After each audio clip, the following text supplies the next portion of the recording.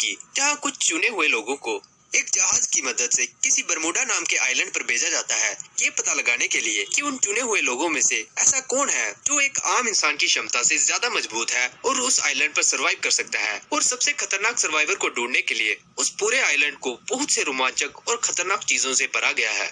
पर ये सब चुने हुए लोग इस आइलैंड पर कैसे पहुंचे? ऐसा कौन है जो इन्हें इस आइलैंड पर भेज रहा है और क्यों ये आपस में लड़ रहे हैं? आइए जानते हैं ये स्टोरी ऑफ फ्री फायर में।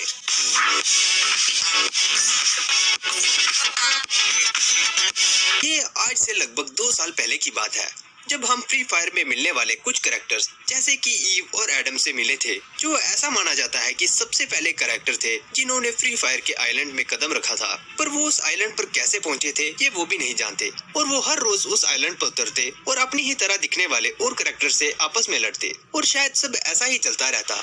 पर एक दिन उस आइलैंड पर ईव और एडम के अलावा भी कोई और कैरेक्टर आया था जो ईव और एडम से थोड़ा ताकतवर था और उसके पास कुछ स्पेशल स्किल्स थी।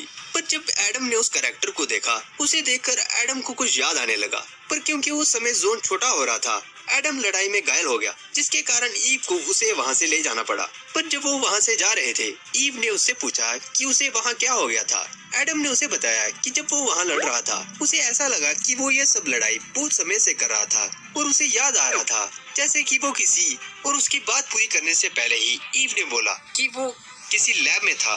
एडम ने बोला हाँ, पर तुम्हें कैसे पता? ईव ने उसे बताया क्योंकि उसे भी अक्सर याद आता है कि वो किसी लैब में थी जहाँ पर कुछ साइंटिस्ट थे जो कोई एक्सपेरिमेंट कर रहे थे, पर उसकी मेमोरी बहुत कम थी। एडम ने उसकी बात सुनकर कहा कि उसे भी कुछ ऐसा ही दिखता था, जिसके बाद एडम ने ईव से कहा कि क्यों ना हम यहाँ से भाग जाएं। और जब वो बातें कर रहे थे, तभी उनके सामने मोको आई, जिसने उनसे कहा कि तुम यहाँ से कभी नहीं भाग सकते। ईव और एडम मोको को नहीं जानते थे, इसलिए उन्होंने उससे पूछा कि वो कौन है और उसने ऐसा क्यों कहा। मोको ने उन्हें बताया कि वो भी उन्हीं की तरह एक एक्सपेरिमेंट का हिस्सा है, और उन्हें बताया कि वो जिस आइलैंड पर है उसका नाम बरमूडा है, और उस आइलैंड को एक ऑर्गेनाइजेशन जिसका नाम फ्री फायर है वो चला रही है। वो ऑर्गेनाइजेशन अपने एक्सपेरिमेंट को टेस्ट करने के लिए सभी को इस आइलैंड पर भेजती है ताकि वो सबसे ताकतवर कैरेक्टर को ढूंढ सके। वो ऐसा क्यों कर रही हैं, वो अभी मैं भी नहीं जानती। पर अगर तुम भूलना नहीं चाहते हो कि तुम यहाँ कैसे आए, तो तुम्हें सरवाइव करना होगा। अगर तुम कुछ नहीं करोगे तो तुम तब भी मारे जाओगे। और याद रखना कि वो हमारी हर हरकत को देख सकते हैं। पर तुम्हें ये सब कैसे पता?